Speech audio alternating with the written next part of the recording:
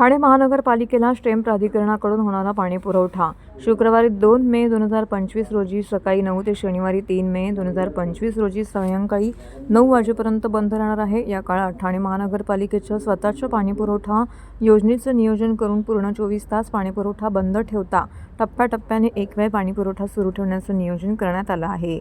परिणामी शुक्रवारी 2 मे रोजी सकाळी 9 ते रात्री 9 पर्यंत घोडबंदर रोड, पातलीपाडा, बाळकूम, ब्रह्मांड, पवारनगर, कोठारी कंपाऊंड, डोंगरीपाडा, वाघबीळ या भागातील पाणीपुरवठा बंद राहील। तर शुक्रवारी 2 मे रोजी रात्री 9 पासून ते शनिवारी 3 मे रोजी 9 वाजेपर्यंत Samtanagar, Ritu Park, Siddheshwar, Eternity, Johnson, jail, Saket, Uthalsar, Retibunder, Kalwa आणि मुंब्रा येथील भागातील पाणीपुरवठा बंद राहील। शटडाऊनच्या काळात स्टेम प्राधिकरणाकडून योजनेमधील दैनंदिन देखभाल, दुरुस्तीची कामं, चेने येथील जलमापक बसवण्याचं काम करण्यात येणार आहे। पाणीपुरवठा सुरू झाल्यानंतर पुढील 1 ते 2 दिवस कमी दाबाने पाणीपुरवठा होईल, याची कृपया नागरिकांनी नोंद घ्यावी आणि या पाणी कपातीच्या कालावधीत पाणी काटकसरीने वापरून सहकार्य करावं असं आवाहन ठाणे महानगरपालिकेच्या वतीने करण्यात आलं आहे। राष्ट्रवादी काँग्रेस शरद पवार पक्षाचे अध्यक्ष शरद पवार यांच्या हस्ते ठाण्यातील प्रति तुळजापूर मंदिरामध्ये देवीची पूजा करण्यात आली। जितेंद्र आव्हाड यांच्या पुढाकाराने हे मंदिर बांधण्यात आलं आहे। शरद पवार आणि प्रतिभा पवार यांच्या हस्ते या ठिकाणी अक्षय तृतीयेच्या शुभ मुहूर्तावरती ही पूजा संपन्न झाली। यावेळी शरद पवार यांना पहलगामबाबत प्रश्न विचारण्यात आला, त्यावेळी त्यांनी उत्तर दिलं। तसं राज ठाकरे आणि उद्धव ठाकरे एकत्र येतील का, यावरही त्यांनी उत्तर दिलं आहे। राज ठाकरे आणि उद्धव ठाकरे एकत्र येतील का यावर त्यांना विचारलं असता शरद पवार म्हणाले की दोन्ही कुटुंब एकत्र येत असतील तर चांगलीच बाब आहे, पण आजचा दिवस वेगळा आहे आणि राजकारणावरती काही भाष्य नको असं शरद पवार यांनी म्हटलं आहे। काही दिवसांपूर्वी त्यांनी या प्रश्नावरती उत्तर दिलं होतं, तर पहलगामबाबत शरद पवार यांनी महत्त्वाचं भाष्य केलं आहे। देतो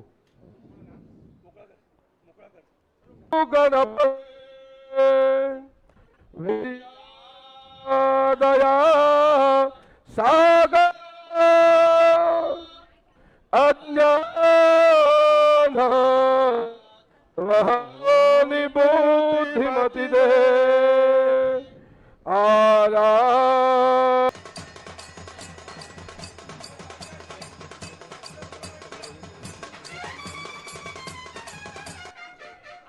हार हार हार हार बाहेर जाऊ दे, बाहेर जाऊ दे, खूप दूर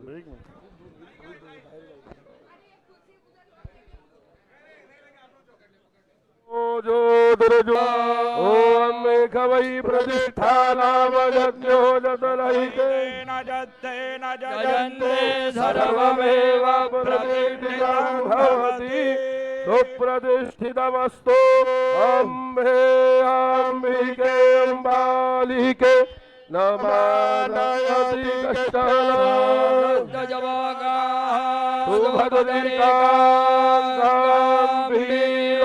आपण सगळ्यांनी डोळे बंद करायचे। या ठिकाणी महाबीजाक्षरांचं पठण होत आहे।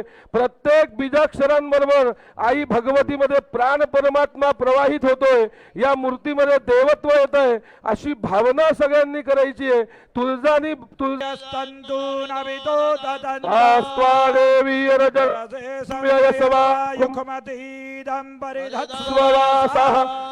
भवान्यै नमः महावस्त्रं समर्पयामि गंधाक्षर पुष्पाजन दीपः आरार्तिकियम्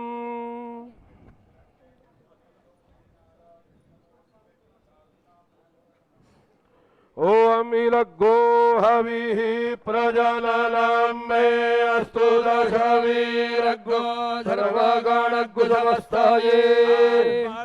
प्रजासानि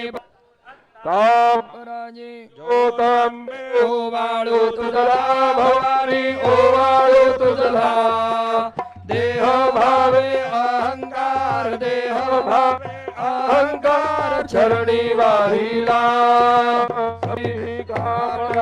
ज्योतंबे ओवाळू तुझला भवानी ओवाळू तुझला देह भावे अहंकार चरणी वाहिला कर्पूर गौरम करुणावतारम संसारसारम मुरुगेंद्र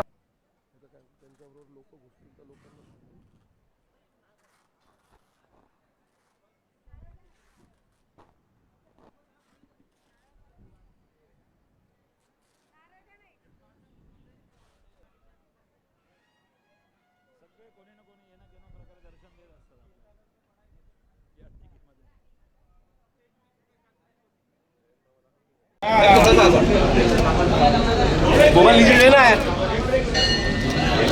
ये खाली का फ्लैश थोड़ा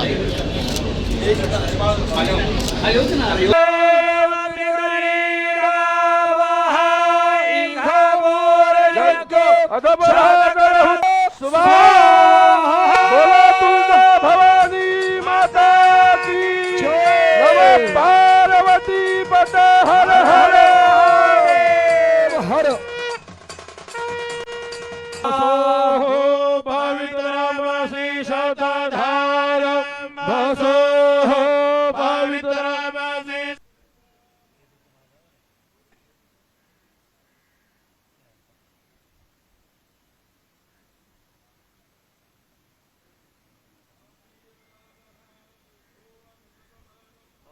आयुर्वै पुरुषः सतेन्द्रियम् आयुर्वेन्द्रियम् वीर्यमात्मन् धत्ते।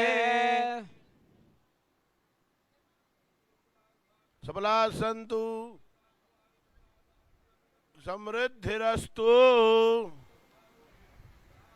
तिरस्तु।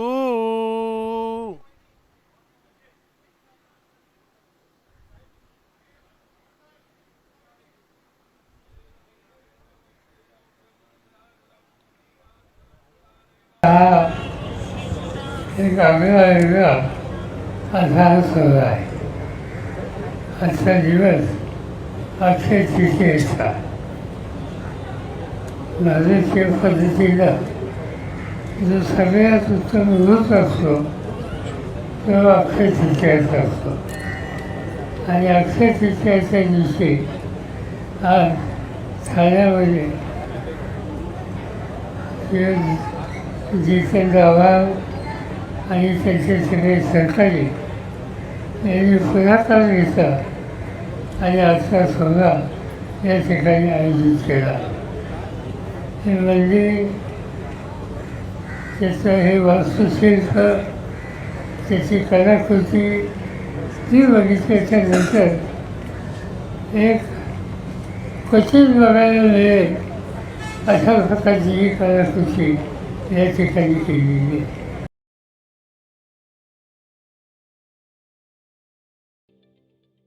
ठाणे महानगरपालिकेचे मालमत्ता कर म्हणजेच प्रॉपर्टी टॅक्स भरण्याचे आवाहन.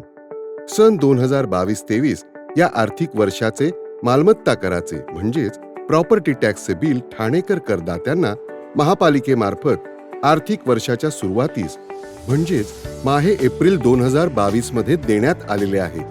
तथापि अद्यापही काही करदात्यांनी मालमत्ता कर महापालिकेकडे जमा केलेला नाही.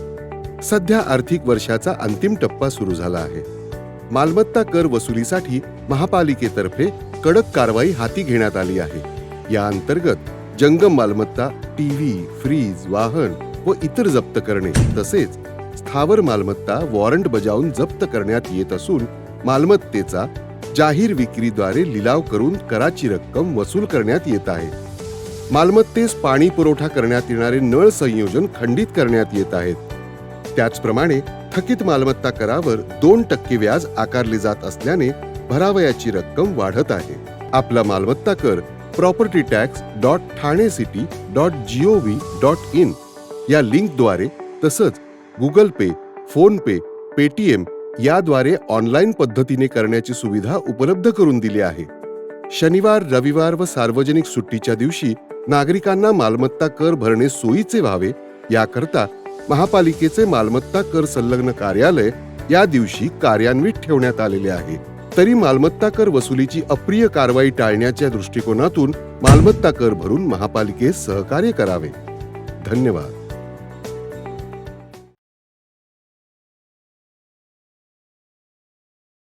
भगवान परशुराम यांची जयंती काल ठाणे शहरात उत्साहात साजरी करण्यात आली. भगवान परशुराम जन्मोत्सव निमित्त TMT वावे डेपो ते रूपादेवी मंदिरापर्यंत शोभायात्रेचं भव्य आयोजन करण्यात आलं होतं. परशुराम जन्मोत्सवाचे हे पहिलेच वर्ष असून भगवान परशुरामाचे महात्म्य सर्वांना कळावे या उद्देशाने सदर शोभायात्रेचं आयोजन करण्यात आलं होतं. या शोभायात्रेमध्ये भगवान परशुरामांची प्रतिमा रथात ठेवण्यात आली होती. तसेच ढोल ताशांच्या गजरात वाजत गाजत भव्य अशी मिरवणूक देखील करण्यात आली. या शोभायात्रेमध्ये युवा समाजसेवक सिद्धार्थ पांडे, योगेश पाठक, वरिष्ठ पत्रकार अनिल गलगली, समाजसेवक संजय झा, भाजपा युवा मोर्चाचे अमित मिश्रा, विपिन पांडे, अशोक मिश्रा, निजाम शेख, अरुण मिश्रा, रजनी पांडे, विनय गोपाल मिश्रा तसेच परिसरातील नागरिक मोठ्या संख्येने येथे उपस्थित होते. सदर कार्यक्रमाचं आयोजन शिवप्रकाश मिश्रा तर संयोजन प्रीती पांडे यांनी केलं होतं. सदर मिरवणुकीत सर्व भगवान परशुराम भक्त बंधू भगिनी आबालवृद्ध ही मोठ्या संख्येने सहभागी झाले होते. मैं सिद्धार्थ संजय पांडे आज परशुराम जयंती के शुभ अवसर पे यहाँ पे हनुमान नगर से शोभा यात्रा निकल रही है। ये पहला साल है इस शोभा यात्रा का और आप देख सकते हैं यहाँ पे कितने सारे लोग, माताएं, बहनें, बुजुर्ग सब जुड़े हैं और पूरा समाज एकजुट होके ये शोभा यात्रा में जुड़ा है। और जैसे यहाँ से हनुमान नगर शाखा से शंकर मंदिर से निकला है और ये होते हुए आगे जाके रूपा देवी मंदिर में इसका वहाँ पे समाप्ति होगी और वहाँ पे भी आरती होगी। तो मेरा सभी से निवेदन है कि ये पहला साल है, इसमें आप लोग ऐसे हर साल होगा, इसमें ज़्यादा से ज़्यादा लोग जुड़ें, सभी समाज के लोग जुड़ें, सभी स्थानिक लोग जुड़ें और इसी तरह से ये जो शोभा यात्रा हो रही है इसको सफल करें और ऐसे इसकी प्रसिद्धि बढ़ाएं, क्योंकि ज़्यादा करके जो शोभा यात्रा होती हैं ये अलग अलग तरह लोगों के लिए होती है, पर परशुराम जी के लिए, परशुराम जयंती के शुभ अवसर पे थाने में ये पहली बार हो रही है। और इसका श्रेय मैं जो इनके आयोजक हैं शिवप्रकाश मिश्रा जी और प्रीति पांडे जी, बाकी सभी यहाँ के स्थानिक संजय झा जी, पांडे जी, इन सभी का मैं धन्यवाद देना चाहूँगा कि सबसे पहले तो सभी को परशुराम जन्मोत्सव की ढेर सारी बधाइयाँ। और यहाँ से जो परशुराम जन्मोत्सव की जो हमने इस साल पहली बार इसकी शुरुआत की है, इस चीज़ को लेकर कहीं ना कहीं जो भगवान परशुराम का जो महत्व है लोगों को जिस तरह से हमने बताने की कोशिश की है और इस यात्रा के दौरान लोगों को इसके बारे में पता चले, और यही एक उद्देश्य लेके हमने शुरुआत की है कि सारे सनातनियों को और जिस तरह से अपने सभी हिंदू भाइयों को एक जागृत करने की कोशिश हमने इस चीज़ को लेकर शुरू की। मैं सभी पत्रकार बंधुओं का दिल से आभार प्रकट करना चाहता हूँ, क्योंकि ये परशुराम जयंती बहुत से कम जगहों पे होती है और आप लोगों ने जो इसका प्रचार करने का माध्यम शुरू किया है, बहुत बहुत धन्यवाद दूंगा मैं आप लोगों को सर्वप्रथम। उसके बाद हमारे छोटे भाई शिवप्रकाश जी ने जिसकी शुरुआत की है उनका दिल से धन्यवाद करूंगा। और ज्यादा से ज्यादा अगली बार मैं सभी अपने भाइयों से, ब्राह्मण बंधुओं से, जो भी अन्य जाति के बंधु है, जो हिंदू है, उन्हें आमंत्रण करता हूँ कि अगली बार ज्यादा से ज्यादा रूप में इसमें सम्मिलित हो। सबसे पहले परशुराम जन्मोत्सव की सभी को बहुत बहुत शुभकामनाएं। जैसे कि आज शोभा यात्रा हनुमान नगर से होते हुए रूपा देवी मंदिर के लिए समापन होगी, वहाँ भी प्रोग्राम रखा हुआ है, आरती का प्रोग्राम है, फिर उसके बाद भजन संध्या का प्रोग्राम रखा हुआ है। ये एक निंदनीय और बहुत अच्छा कार्यक्रम रखा जा रहा है। जो कि पहले तो शोभा यात्रा यहाँ से जो निकाल रहे शिवप्रकाश मिश्रा जी, उनको मैं बहुत बहुत धन्यवाद कहूँगा, जिन्होंने इस चीज़ को पहली बार सोचा और थाने में करने जा रहे हैं। जहाँ तक कि मैं जानता हूँ ऐसा कार्यक्रम बहुत कम जगह पे होता है, इसके लिए उनको बहुत बहुत धन्यवाद कहूँगा और सभी को शुभकामनाएं दूंगा। 2.5 वर्षात महायुती सरकारने केलेले काम पाहून मतदारांनी महायुतीला भरभरून मतदान केलंय. काम करणाऱ्यांसोबतच जाण्याचा निर्णय लोकांनी घेतला आहे. त्यामुळे शिवसेनेत दररोज विविध पक्षातील कार्यकर्ते प्रवेश करत आहेत. विधानसभेवरती महायुतीचा भगवा झेंडा फडकवला, आता महापालिकांवरती भगवा झेंडा डौलाने फडकेल असा विश्वास शिवसेनेचे मुख्य नेते व राज्याचे उपमुख्यमंत्री एकनाथ शिंदे यांनी व्यक्त केला आहे. नौपाड्यातील शिवसेना उद्धव बाळासाहेब ठाकरे पक्षाचे उपविभाग प्रमुख प्रीतम राजपूत, उपविभाग प्रमुख राजेश पवार, गटप्रमुख सुधीर ठाकूर, शाखा प्रमुख दिनेश सिकणे यांसह विविध पदाधिकाऱ्यांनी उपमुख्यमंत्री शिंदे यांच्या उपस्थितीमध्ये शिंदेंच्या शिवसेनेमध्ये जाहीर प्रवेश केला आहे. त्यावेळी ते बोलत होते. आनंद आश्रम येथे झालेल्या पक्षप्रवेश सोहळ्यात खासदार नरेश म्हस्के, माजी महापौर मीनाक्षी शिंदे, सचिव बाळा गवस, नौपाडा विभाग प्रमुख किरण नागती, इतर पदाधिकारी, कार्यकर्ते, शिवसैनिक मोठ्या संख्येने येथे उपस्थित होते. अरे हा तो कुठे बीजेपी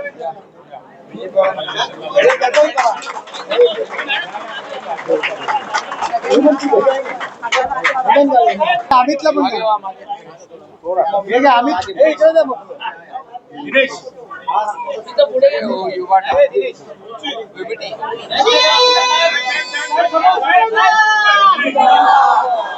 प्रीतम राजपूत आणि त्यांच्या सोबत इतर सर्व शाखा प्रमुख पदाधिकारी आणि त्यांच्या सौभाग्यवती सीमा प्रीतम राजपूत आणि सगळ्यांची नावं नरेश मस्के यांनी घेतलेली आहेत.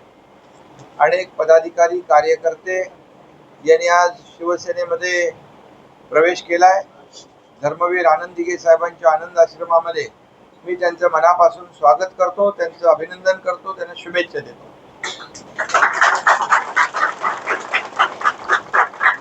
खरं म्हणजे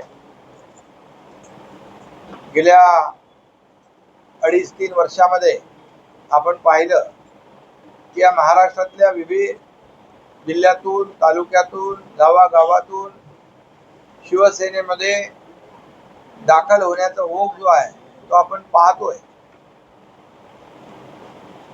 आणि कालच मुंबईमध्ये देखील मुंबईतल्या माजी महापौर दत्ता दळवी यांचाही उपनेते त्यांचाही प्रवेश झाला आणि जवळपास मुंबई महापालिकेतले 50 उबाटाचे नगरसेवक जे विद्यमान सिटिंग नगरसेवक आहेत त्यांनी प्रवेश केला. इतर पक्ष जे आहेत त्यांच्यातल्या लोकांनी जवळपास 65 ते 70 लोक आज मुंबई महापालिकेचे नगरसेवक जे 17 ते 22 नंतर निवडणुका झाल्या नाही, म्हणजे हे सिटिंग कॉर्पोरेटर म्हणून नगरसेवक म्हणून काम करत होते आणि त्यांनी शिवसेनेमध्ये प्रवेश केलेला आहे. त्यामुळे आतापर्यंत मुंबई महापालिका मुंबईला फक्त स्वार्थासाठी आणि मुंबई सोन्याची अंडी देणारी कोंबडी म्हणून जे त्याच्याकडे पाहत होते आणि मुंबईकर त्रस्त होता, मुंबईकर अडचणीत होता, मुंबईकरांच्या घरांचा प्रश्न होता, त्यांच्या झोपडपट्टी पुनर्विकासाचा प्रश्न होता, धोकादायक इमारतींचा प्रश्न होता, तो आपण हाती घेतला आणि मुंबईतल्या विकासाची आम्ही कामं केली. आणि त्यामुळे मुंबई महापालिकेत सांगण्याचं तात्पर्य एवढंच की मुंबई महापालिका या ठिकाणी जवळपास आपल्याकडे शिवसेनेकडे 70 नगरसेवक इतर पक्षांचे आपल्याकडे सामील झालेले आहेत. एका रात्री 4 महिलांच्या गळ्यातील सोनसाखळी चोरी करणाऱ्या सलमान फिरोज खान या सराईत चोरट्यास ठाणे शहर पोलिसांनी राजस्थान अजमेर येथून अटक केलं आहे. तसेच 9 गुन्हे उघडकीस आणताना एकूण 100 ग्रॅम सोन्याचे दागिने हस्तगत करण्यात यश आलं आहे. सलमान यांच्यावरती यापूर्वी मुंबईमध्ये 4 गुन्हे दाखल असल्याची माहिती पुणे शाखेचे पोलीस उपायुक्त अमरसिंग जाधव यांनी पत्रकार परिषदेत दिली आहे. ठाणे शहर पोलीस आयुक्तालयाच्या हद्दीतील 11 एप्रिल 2025 रोजी नौपाडा, राबोडी, वर्तकनगर या पोलीस ठाण्याच्या हद्दीत एकाच रात्रीमध्ये 4 महिलांच्या गळ्यातील सोनसाखळी चोरी केल्याप्रकरणी गुन्हा दाखल झाला होता. याचा तपास करताना अटकेतील सलमान खान हा गुन्ह्यानंतर राजस्थान अजमेर येथून पळून गेला होता अशी माहिती ठाणे गुन्हे शाखेच्या पोलिसांना मिळाली होती. त्यानुसार त्याला अजमेर येथून 23 एप्रिल रोजी अटक करण्यात आली. वर्तकनगर, राबोडी, नौपाडा, कापूरवाडी, कासारवडवली, डोंबिवली व नारपोली या पोलीस ठाण्यातील 9 गुन्हे उघडकीस आणून त्या गुन्ह्यातील 100 ग्रॅम वजनाचे 10 लाखांचे 5 मणी मंगळसूत्र, 5 सोन्याच्या चैन आणि 80,000ची गुन्हा करताना वापरलेली मोटरसायकल असा एकूण 10,80,000 रुपये किमतीचा मुद्देमाल जप्त करण्यात आला आहे. वर्तकनगर पोलीस स्टेशन गुन्हा नंबर 306/25 सोनसाखळी चोरीचा जबरीनं चोरीचा गुन्हा दाखल होता. त्यामध्ये गुन्हे शाखेचे घटक 1चे पोलीस निरीक्षक श्री गायकवाड, PSI गुगे, ASI नाईक आणि त्यांच्या टीमने ACP शेखर बागडे यांच्या मार्गदर्शनामध्ये सदर गुन्ह्याचा समांतर तपास केला, ज्यामध्ये सलमान फिरोज खान हा आरोपी सोनसाखळी चोरी जबरीनं चोरी करण्यामध्ये निष्पन्न झाला. त्याला गुन्हे शाखेच्या घटक 1च्या टीमने अजमेर राजस्थान येथून ताब्यात घेऊन त्याला सदर गुन्ह्यामध्ये अटक केली. या गुन्ह्याचा तपासादरम्यान एकूण त्यानं 9 गुन्हे केल्याचं निष्पन्न झालं, ज्यामध्ये वर्तकनगर, राबोडी, कापूरवाडी, नौपाडा, कासारवडवली, डोंबिवली, मानपाडा असे 9 गुन्हे त्यांना केल्याचं निष्पन्न झालं. ज्यामध्ये गुन्ह्याच्या तपासामध्ये अद्याप येतो 100 ग्रॅम वजनाचे 5 मंगळसूत्र, 5 सोन्याचे चेन आणि एक मोटरसायकल अशी 10,80,000चा मुद्देमाल अद्यापर्यंत जप्त झालेला आहे. या आरोपीला सध्या दिनांक 30 एप्रिल पर्यंत पोलीस कोठडी आहे. या आरोपीवर पूर्वी मुंबई येथे अंधेरी, सांताक्रूज, मुलुंड, खार या 4 पोलीस स्टेशनमध्ये जबरी चोरीचे गुन्हे या आरोपीच्या विरुद्ध गुन्हे दाखल आहेत. या अनुषंगानं सदर गुन्ह्यामध्ये आरोपी सलमान फिरोज खान याला अजून कोणी मदत केली, त्याचा कोण साथीदार होता, त्या अनुषंगानं देखील तपास सुरू आहे. त्याचबरोबर सदर आरोपीनं ठाणे, नवी मुंबई, मीरा भाईंदर मुंबई या परिसरात अजून काही गुन्हे केले आहेत का, त्याचा देखील आम्ही तपास करत आहोत. कुठल्या टोलीचं होतं